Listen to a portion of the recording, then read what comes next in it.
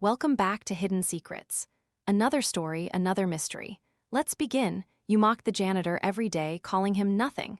But that nothing is actually the billionaire owner of this $500 empire, and your father. He's been watching your every move from behind a mop, and today, he's taking everything back. A 30-year secret is about to explode. Stay tuned, because the ultimate revenge starts now. The glass and steel headquarters of NovaStream Global sat like a crown jewel in the heart of Seattle. Inside, the air smelled of expensive espresso and desperation. At the center of it all was Marcus Sterling, a 32-year-old senior VP who treated the office like his personal playground. Marcus was the kind of guy who wore a $5,000 watch but wouldn't give a dime to a homeless person. He was waiting for one thing: the announcement of the new CEO. His father, the legendary Arthur Sterling, had vanished into a private retirement months ago, leaving the board to decide between Marcus, his equally ambitious sister Chloe, and the brilliant but humble COO, David Vance. And then there was old Gus. Gus was the man in the gray jumpsuit. He was the one who emptied the trash bins in the executive suites at 2:00 a.m. He was the one Marcus once used as a literal footstool to reach a high shelf while laughing with his buddies. No one knew where Gus came from. He never spoke. He just kept his head down, pushing his yellow cart, his eyes hidden behind thick, scratched glasses. What Marcus didn't realize was that Gus's scratched glasses were actually high-end recording devices. And Gus wasn't Gus. He was Arthur Sterling. Arthur had seen the way his children grew up. He saw the entitlement. He saw the way they looked at the employees, not as people, but as line items on a budget. He decided on a stress test. He leaked a rumor to the board that the company was filing for bankruptcy due to a hidden debt. He wanted to see who would stay to save the ship and who would strip the hull for gold. On a Tuesday afternoon, Arthur, as Gus, was buffing the floor outside the main conference room. Marcus walked out, screaming into his phone about a yacht he wanted to buy. He tripped over Gus's bucket, splashing gray, dirty water all over his Italian leather shoes. "You senile old freak." Marcus roared, his face turning a deep shade of purple. "Do you have any idea how much these cost? This is more than you make in 3 years of scrubbing toilets." Arthur didn't flinch. He reached for a rag, but Marcus kicked the bucket over completely, soaking Arthur's legs. "Don't bother, you're fired. I don't care if I'm not CEO yet. Get your pathetic life out of my building by 5 o'clock. Arthur looked up. For a split second, the janitor stare vanished, replaced by the cold, piercing steel of a billionaire founder. But Marcus was too blinded by rage to notice. Arthur simply nodded, picked up his bucket, and limped away. Later that night, Chloe Sterling met Marcus in the lounge. They didn't talk about their father's health or the company's future. They talked about how to push David Vance out. "David is too ethical," Chloe sneered, sipping a martini. "He actually wants to give the warehouse workers a raise. If he becomes CEO, our dividends will tank. We need to frame him for the debt rumor." Arthur was behind the bar, polishing glasses in the shadows. He heard every word. He heard his daughter suggest destroying a good man's life just to secure a few extra million. His heart broke, but his resolve hardened. The hidden secret of NovaStream wasn't a debt. It was the fact that the man they were insulting was standing 5 feet away, documenting their treachery. Arthur knew he had to see one more thing. He had to see if David Vance was as good as he seemed. The next day, Arthur accidentally dropped a folder labeled Private Inheritance Plans near David's desk. It contained documents that, if leaked, could cause a scandal that would ruin the Sterling name forever. Arthur watched from the hallway. David picked up the folder. He looked around, saw the janitor walking away, and called out, "Gus, you dropped this."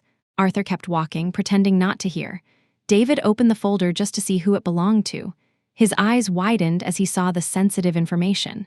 Any other person would have taken it to a journalist or used it for blackmail. David didn't.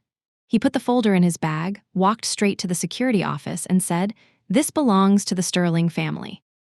Ensure it gets into a safe. It's too dangerous to be lying around." Arthur smiled. The test was almost over. But Marcus and Chloe had one more card to play, a card that involved a literal crime. The atmosphere at NovaStream Global grew colder as the bankruptcy rumors Arthur had planted began to ferment. In the executive wing, Marcus and Chloe Sterling weren't worried about the thousands of employees who would lose their livelihoods. They were worried about their offshore accounts. Arthur, still in his Gus persona, was assigned to deep clean the executive air vents. It was a grueling task for a man of his age, but it put him in the perfect position. He was literally inside the walls, listening to the echoes of his children's true intentions. "We need to move the intellectual property to the shell company in the Caymans before the board freezes the assets," Marcus whispered to Chloe. They were tucked away in the private cigar lounge, thinking they were alone. "And David?" Chloe asked, her voice sharp as a blade.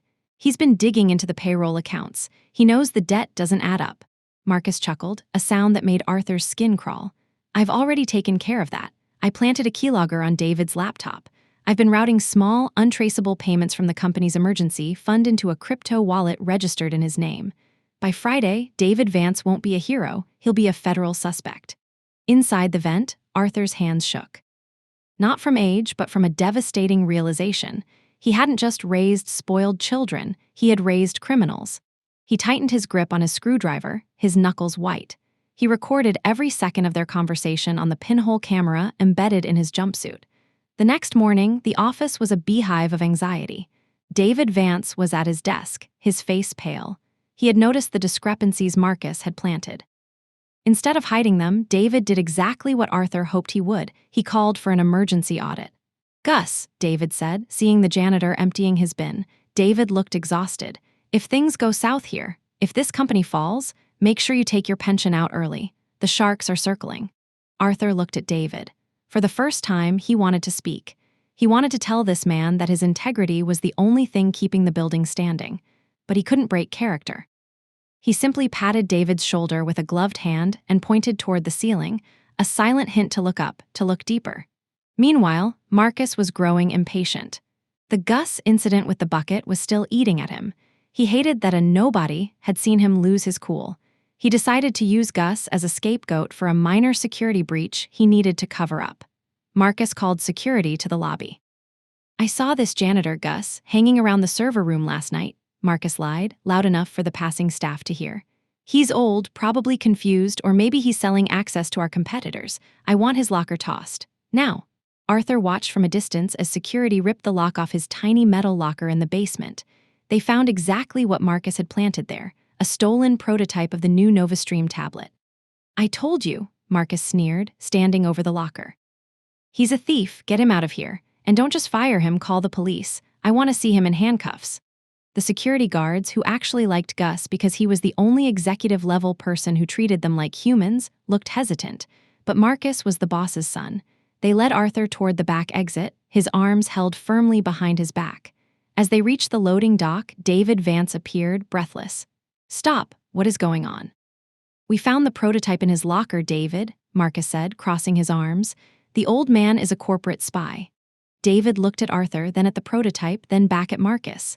"Gus doesn't even know how to turn that tablet on. He's been with us for years. This is a setup." "Are you accusing me of lying, David?" Marcus stepped closer, his chest puffed out. "Careful, you're already on thin invited ice with the board." "I don't care," David snapped. "If you fire him without a proper investigation, I'll take this to the labor board myself. Let him go." Arthur watched the two men. One was his blood, using his power to crush the weak. The other was a stranger, risking his career to protect a janitor. The contrast was a dagger to Arthur's heart. Security eventually let Arthur go, but Marcus made sure he was banned from the building.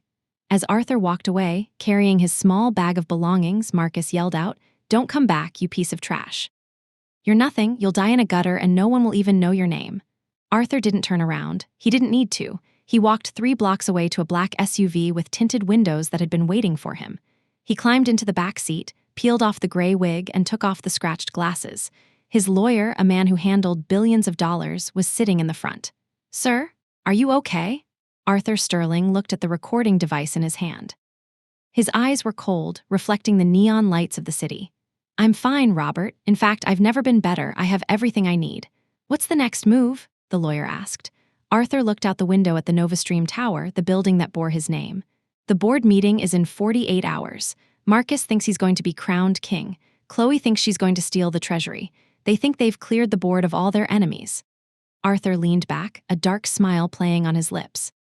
"It's time for the hidden secret to come to light. We aren't going to the police yet, Robert. I want to see their faces when they realize the man they kicked is the man who owns their lives."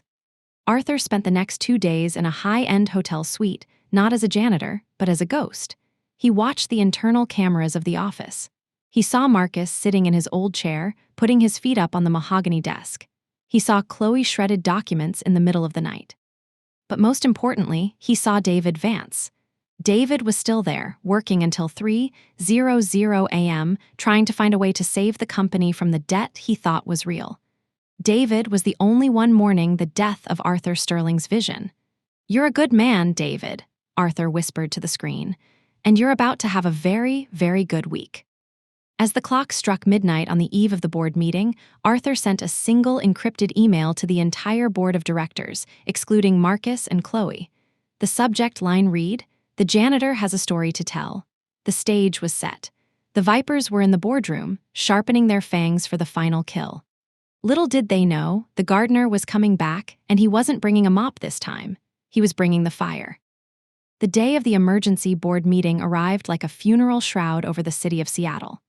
Inside the NovaStream global headquarters, the tension was so thick it felt like it could be cut with a knife. Marcus and Chloe Sterling were in the executive suite, clinking glasses of vintage champagne. They were celebrating a victory they hadn't even officially won yet. "To the new era," Marcus toasted, his eyes gleaming with a mixture of greed and relief. "By noon today, David Vance will be in an interrogation room, and this company will finally be ours to strip." Chloe smiled, but her eyes remained cold. "I've already contacted the liquidators for the European division. We'll have the first 100 million in the Cayman account by the weekend. Dad would be so proud of our entrepreneurial spirit." They laughed, oblivious to the fact that every word was being streamed directly to a tablet held by a man sitting in a parked car 3 levels below them. Arthur Sterling watched the screen, his face a mask of stone. He had heard enough. Meanwhile, David Vance was in his office, staring at a stack of resignation letters from the senior engineering team. They had heard the bankruptcy rumors and were jumping ship. David felt like a captain trying to plug 100 holes in a sinking hull with nothing but his bare hands. He looked at the empty chair where Gus used to sit during his breaks. "I'm sorry, Gus," David whispered to the empty room. "I couldn't protect you, and I can't protect this company either." At exactly 10:00 a.m., the board members began to file into the great oak room. These were the titans of industry, people Arthur had hand-picked over 30 years. They looked confused. They had all received the mysterious email from the janitor, but none of them knew what it meant. Marcus and Chloe walked in last, radiating an aura of unearned power. Marcus took his seat at the head of the table, the seat that had been vacant since Arthur's disappearance.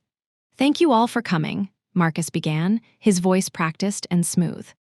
"We are here today to discuss the unfortunate criminal activities of our COO, David Vance, and the necessary transition of power to ensure the Sterling legacy continues." David stood up, his voice trembling but firm. "I haven't stolen a dime, Marcus. These accounts you're showing are fabricated. I've requested a third-party audit from the SEC." Chloe interrupted, slamming a folder onto the table. "The SEC? By the time they get here, David, you'll have burned the evidence.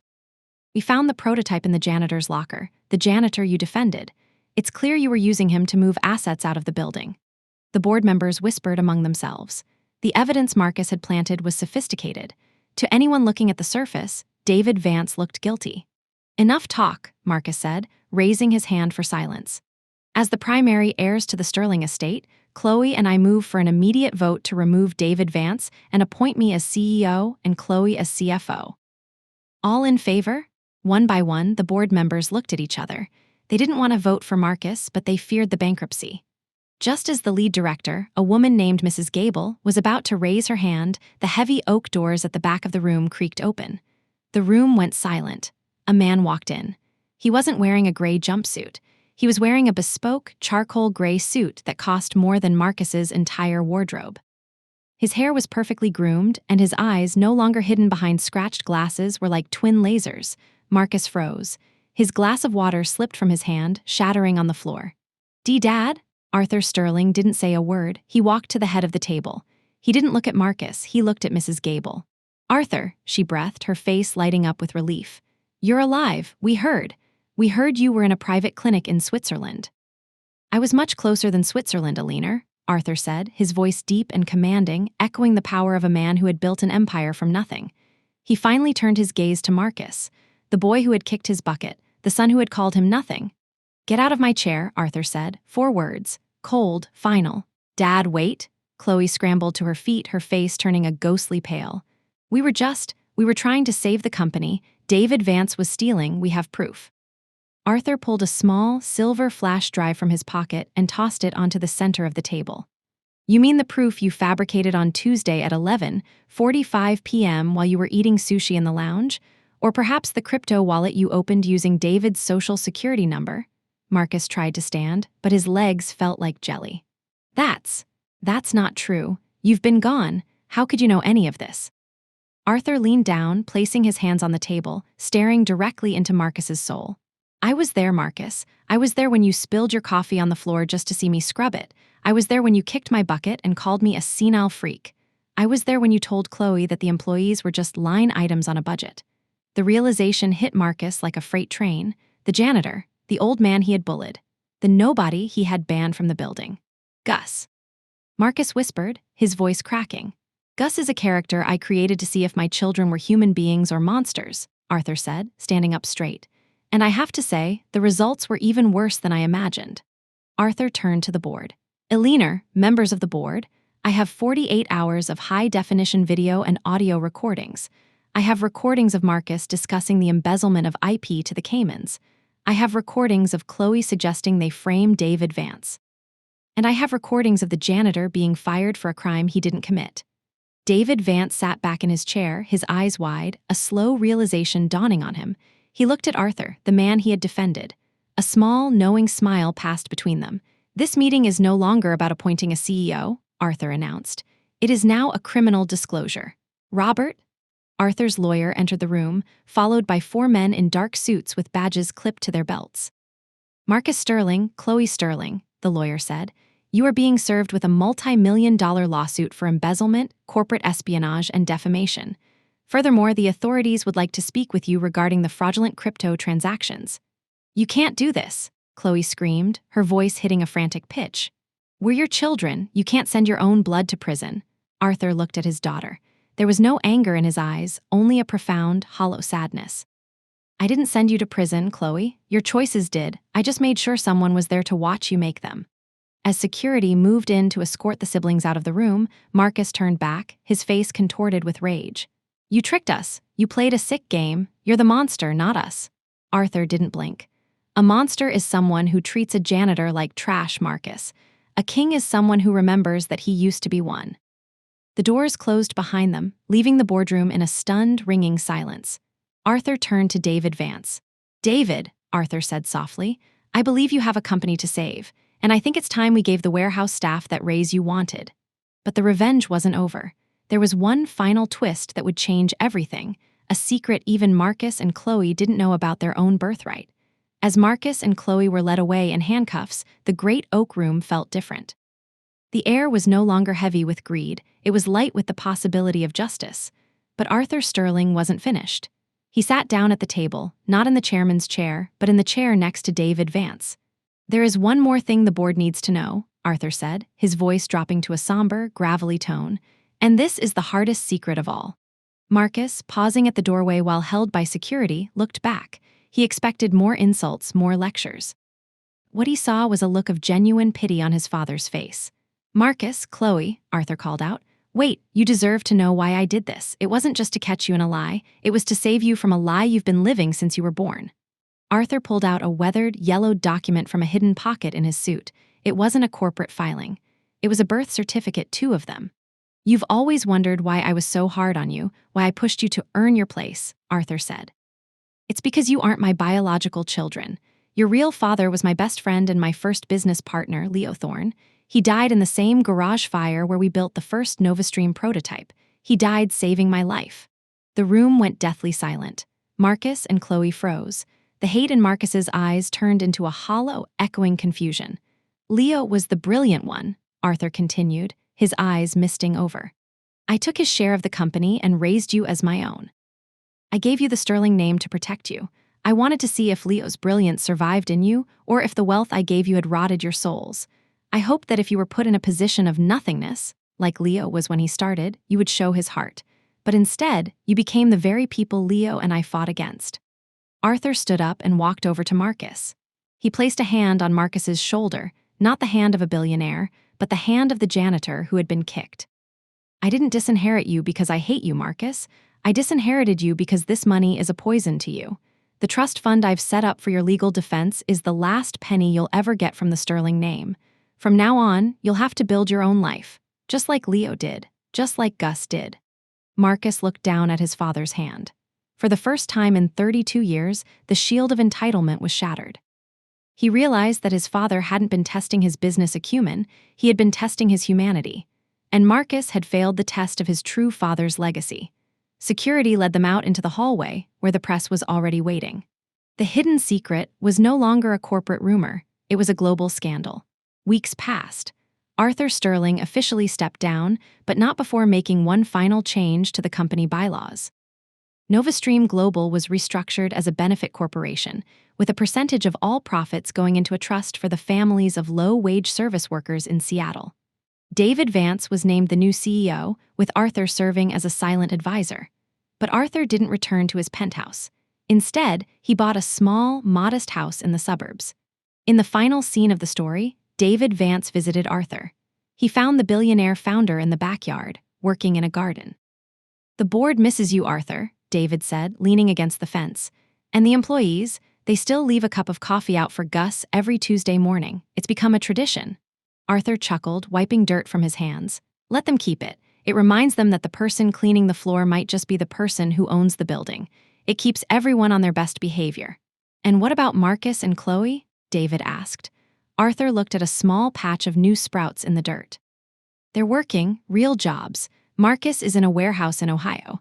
Chloe is answering phones at a nonprofit. They hate me right now. But one day, when they realize that a person's value isn't measured by their bank account, but by how they treat the invisible people, they might finally become the heirs Leo Thorne would have been proud of." Arthur picked up a garden hoe, a tool not too different from a mop. He looked up at the sky, a peaceful smile on his face. The secret was out. The revenge was complete. And for the first time in decades, Arthur Sterling was no longer a ghost in his own life. Thank you for joining us for this deep dive into the halls of power and the secrets we keep. This story reminds us that true character is revealed when we think no one is watching. If you enjoyed this journey and want to uncover more twisted tales and satisfying revenge stories from the deepest corners of the internet, please consider subscribing to Hidden Secrets. We are a small community dedicated to the truth, and your support means the world to us. Hit that notification bell so you never miss a secret. Be kind to one another, you never know who might be holding the mop. Until next time.